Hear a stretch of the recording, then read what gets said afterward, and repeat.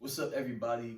Welcome back to another episode of The Awakening. It's your host, Dylan Ashburn. I am Dashawn Ashburn, co-host, also known as Gene the Barber.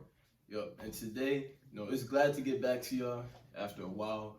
What I want to talk about, we're going to talk about, the current economic state of Black people and the United States and how we need to move towards Black liberation as a people to start to thrive more as a people. Yeah. That's the main thing. So, getting right into it. And in the United States, ever since slavery started, when we was dragged down here, when we were free, when slavery was abolished, Black people have always economically struggled. No matter the time period, no matter what was going on. And it was for different reasons. Yeah. In the past, we were slaves. We weren't even considered, like citizens, fully people. Yeah. Post Civil War, after slavery, at first we weren't allowed to work. We were sharecropping and stuff, not making a lot.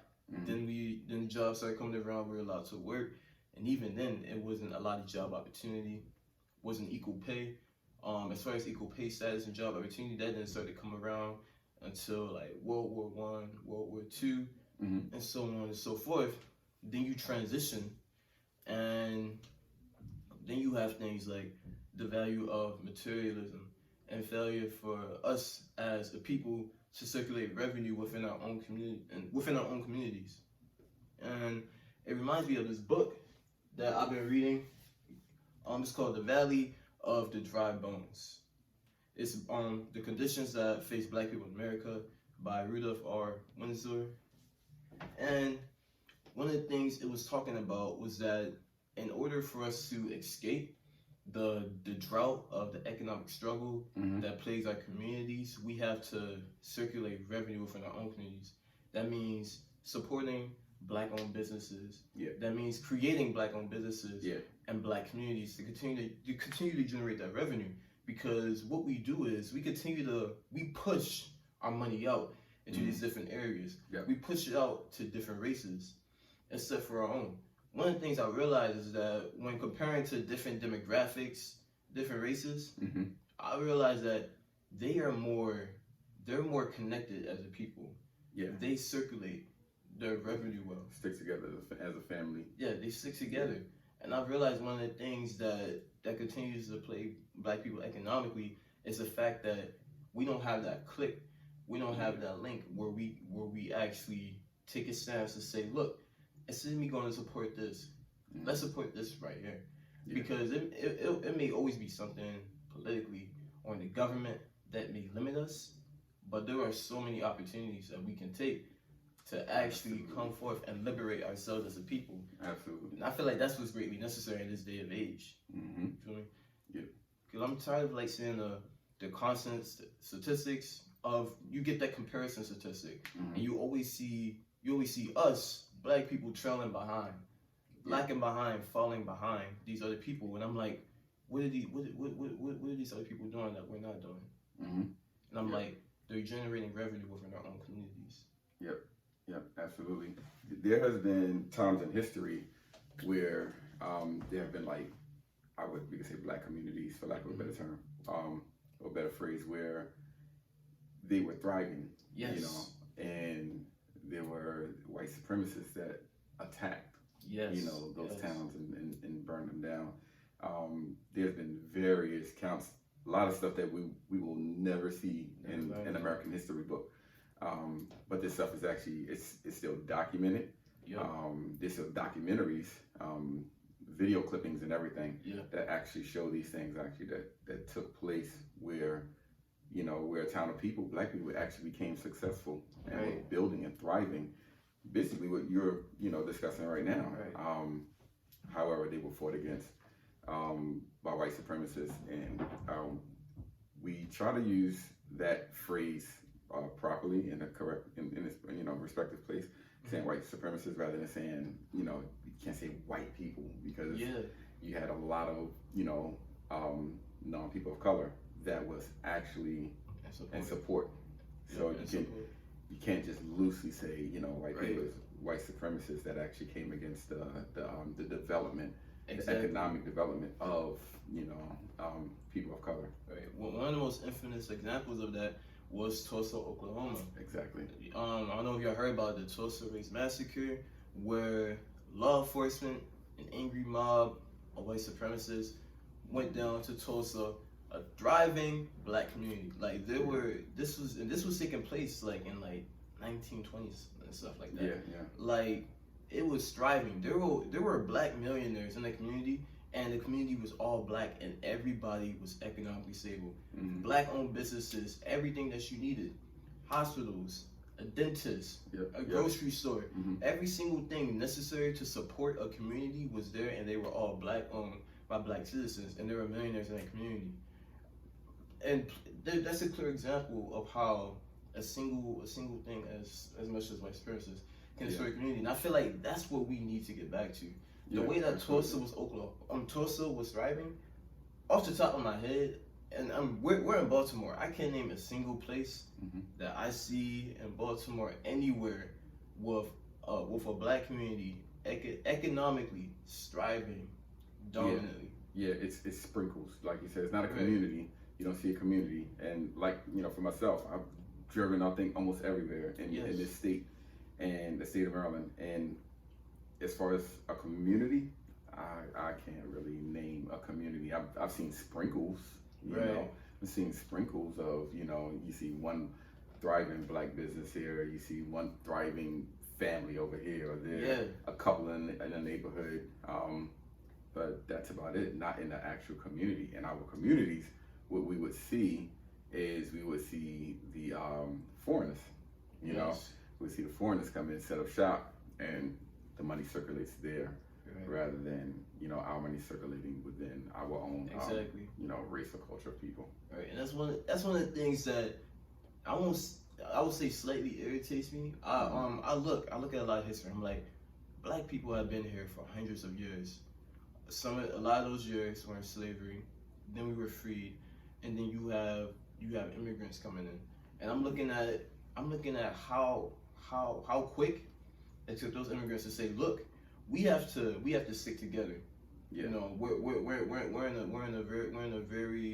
a very dominant country, and we have to stick together, circulate our revenue, stick to what we know, ease into what they teach, but then master it so well that it is our own.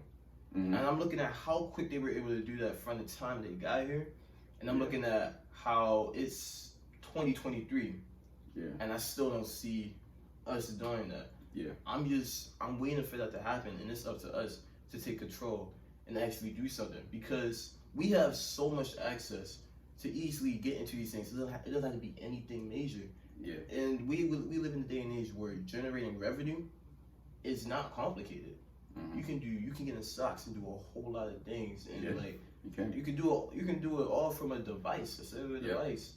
It's that simple. It is. But it's the failure to actually do that thing, and then we value certain things over others. We'll complain about black-owned businesses' prices, but then we have no problem going to get the new drop on some sneakers, new drop on some phone.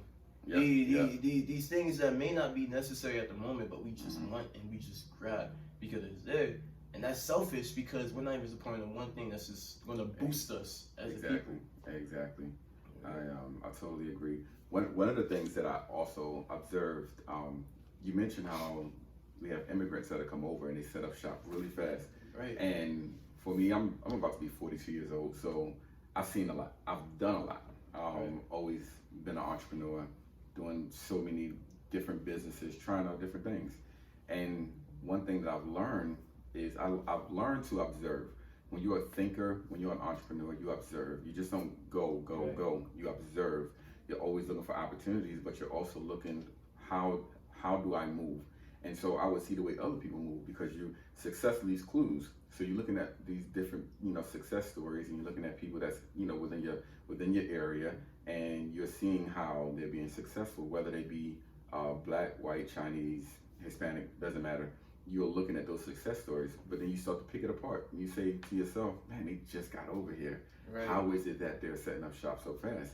So there was a time when I thought that, okay, man, we just need to why is it that we can't, as black people, why is it that we can't, have it as simple or as easy? Well, here's what I saw. The longer you live and the more you start to branch out, you'll start to see different things. I was driving in Brooklyn. I was in Brooklyn. I was on some car hauling. And this was about a year and a half ago. So I had to pick up this car it was like this warehouse section where you have to drive back and it's like different like warehouses. There was so many Africans, I guess it could have been Nigerians, whatever, but they stuck together and you could tell they were like family, like they had that thing like running. Right. I mean, I was, how business went there, I don't know. It was an irritating day for me. Some of the things could have been a little better. However, they stuck together. So here's the new thought I had. I said, when you come from your country where you have your roots and your culture, you understand and you know your roots, you have a better chance of leaving your home, going somewhere else to apply what you've learned. The thing is that as being descendants of slaves of the African diaspora, we have not been taught. We've been stripped from roots and culture, not knowing anything. So I always tell you, every time we have talks, I always say, man, our culture, something changes every few years, every 5 years. 1 minute this is okay, 1 minute that's okay. And I always complain about it. So the thing is that because we don't have any roots, we're always trying to figure out how can we make this work? How do we do business? How can we stick together? This conversation is not the first time anyone has had this conversation. This conversation has been going on for years before I was born.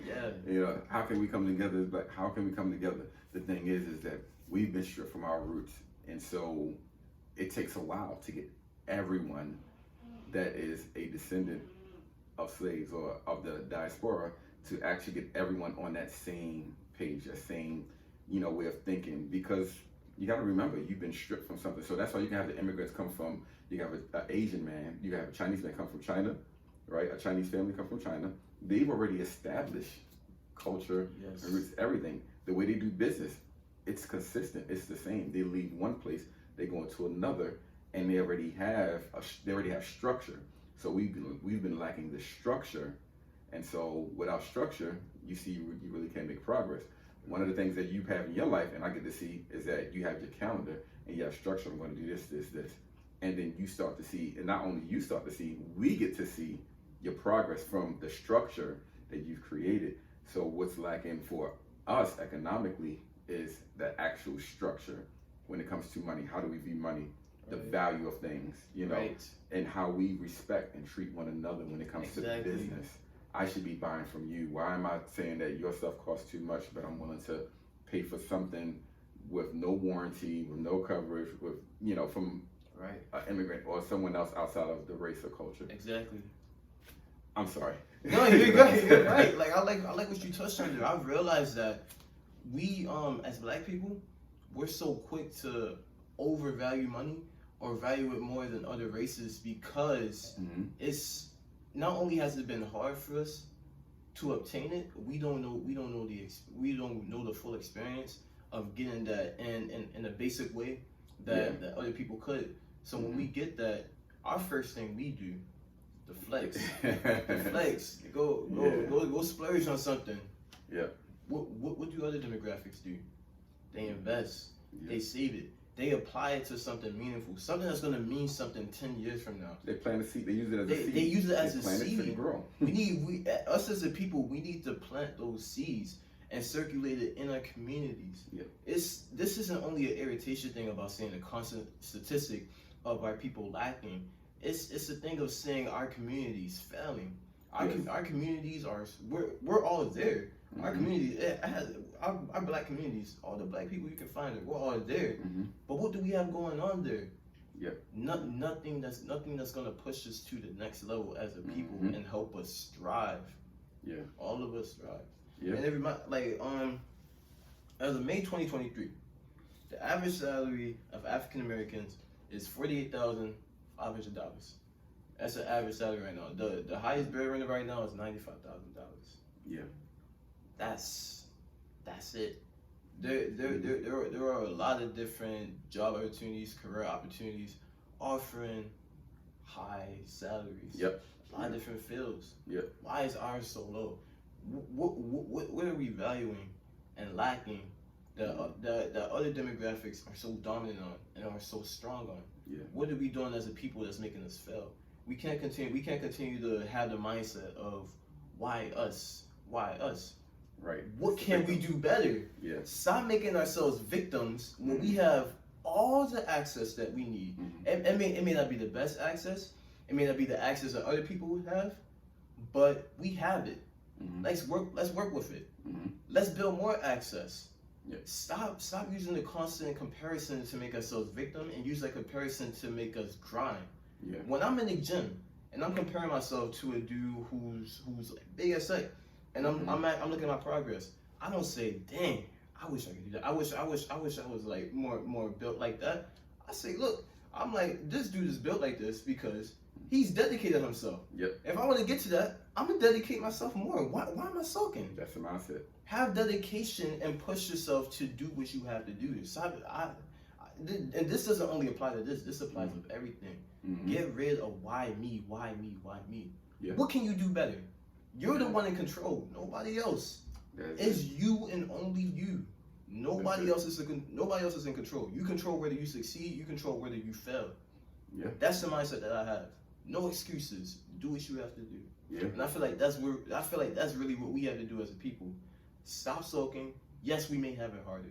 Yes, we're gonna have it harder. Yep. But we've always had it harder.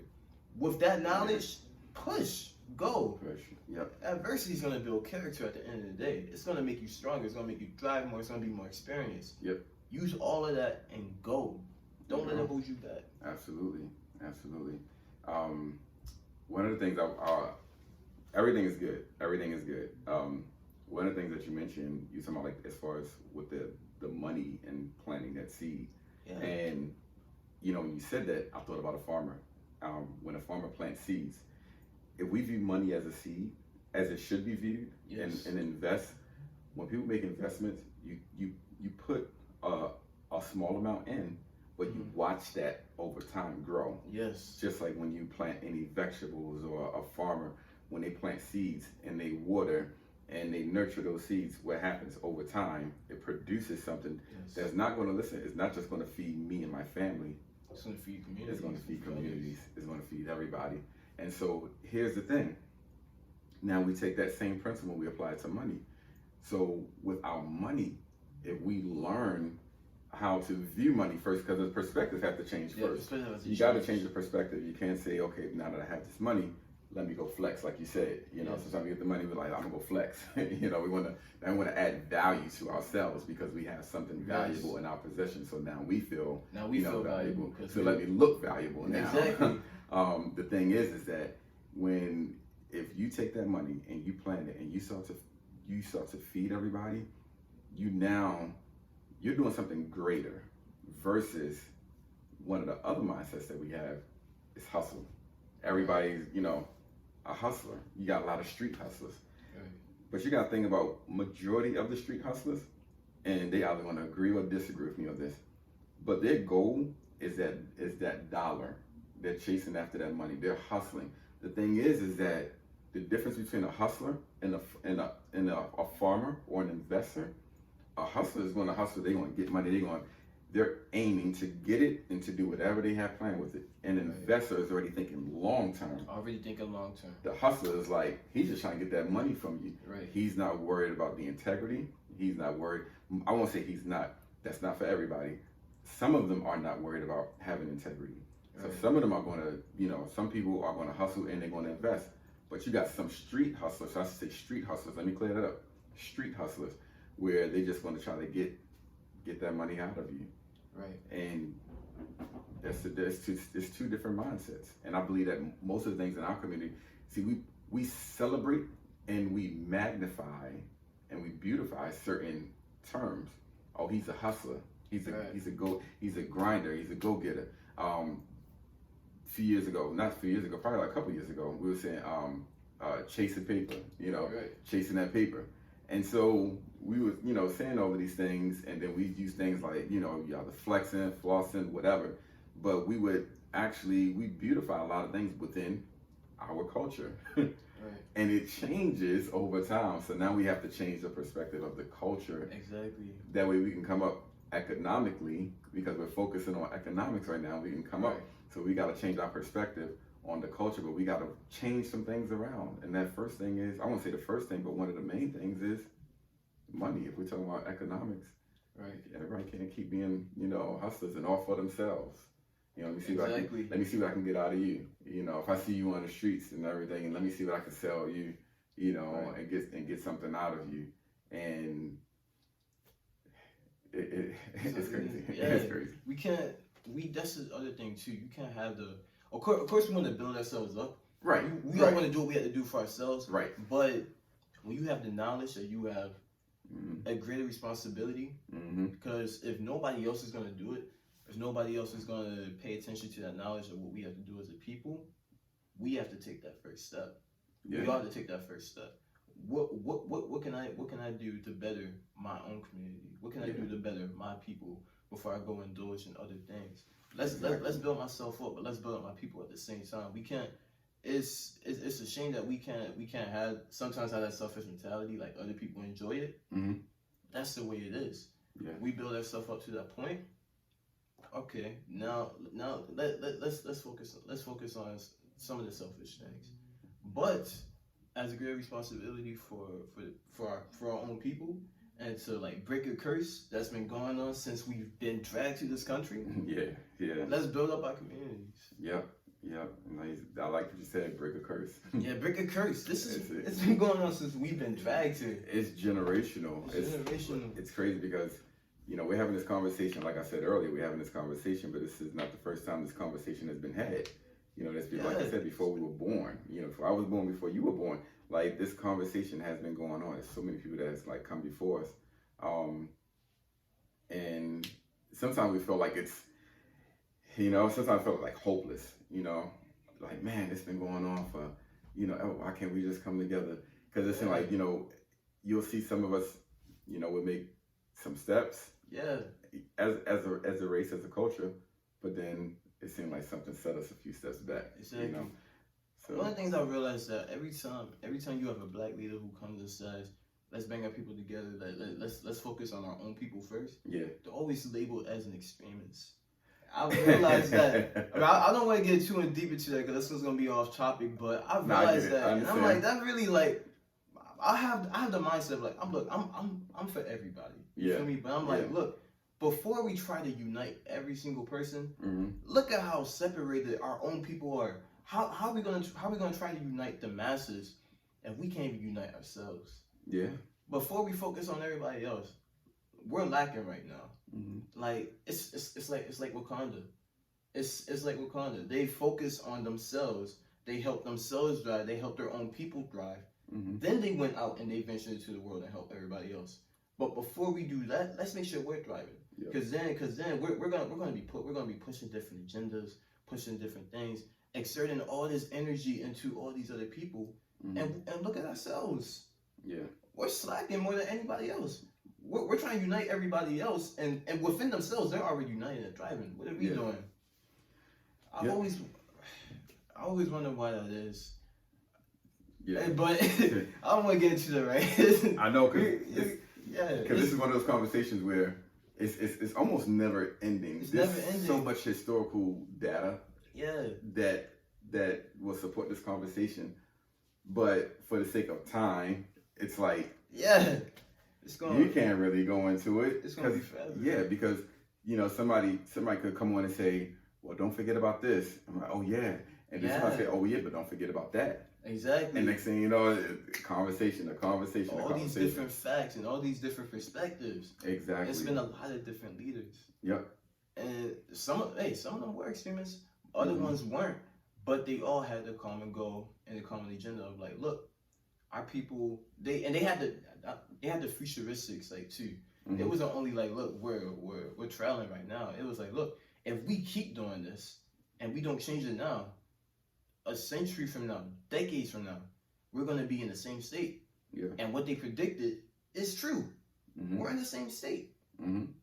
Yep. It's not for no reason. Everything has a reason. Yep. Yep. But keep in mind, I feel, and I just wanted to like say to the listeners, one of the things that, well, a couple of things that you pointed out, just so you all can understand clearly that the term people and the term community has been mentioned. So this is not to focus on individual success stories. Yeah. Because we have individual people of color, like, you know, that we see. You can mention famous people, you can mention people that you see now, but that's not enough. We're talking about a community of people thriving, a group, a community, the whole community thriving. And like you said, you've been around Baltimore, you can't name one community of all people of color where it's actually thriving. Like we haven't seen a community. So that's what we're focusing on, not the individual success stories, right? Because we'll see it. Yeah, we'll see one, and we'll think that, okay, because we see one or a few, that things are fair, you know, right. Like, hey, everybody can, you know, everybody. Like, no, I want to say yes, it is the case. Everybody can, you know, you can put your mind to it, you can do what you want to do, but listen, there are some root issues. Yes. That is the cause for where we are today. There are some root things that took place. The generational curses. Like there are things that was done. There are things that was put in place that affects where we are today as a community, not individual success stories. Like for myself, I've never in my life looked at, you know, the way an economy was going and said, oh man, how am I going to eat? How am I going to do this? This is going to affect this for me. I've always been a hard worker. Like I've always been the kind of person that I'm going to go and create something. So it never mattered to me who was in power. It never mattered to me what president, you know, because like people would say, oh man, I hear some black people say, oh, I didn't make much money when so-and-so was in office. And I'm like, no one ever affected my economy. Like I depend on God. Like He gave me talents and gifts, and that's who I depend on. I use what I have, and you know, I go get it. So I always one of those people that never really, when it came to, you know, the economy, I was like, you know, something costs more, it costs more. You know, food costs more, gas costs more, it costs more. I just have to make more money now. Right. Go get it. Go make some more. Yeah. Man. Thanks to y'all for tuning in. Yeah. Man, it's finally summertime for me. Yeah. School ended. I can drop more often. I can get those final exams. There you go. All those tests out of the way, but man, I got these 3 months of just grinding, getting everything in. Yeah, man. That's good. Thanks for staying tuned. Can't wait to get back to y'all. Be ready for more videos. Be sure to, you know, subscribe, like, comment, and share, and engage with us. Let us know your thoughts in the comment section. Agree, disagree, different perspectives. Yeah. Topics you would like to hear on the podcast, different things. And Yep. Thanks for tuning in. Hit that subscribe, like, and share it with a friend, somebody you know. God bless everybody. All right.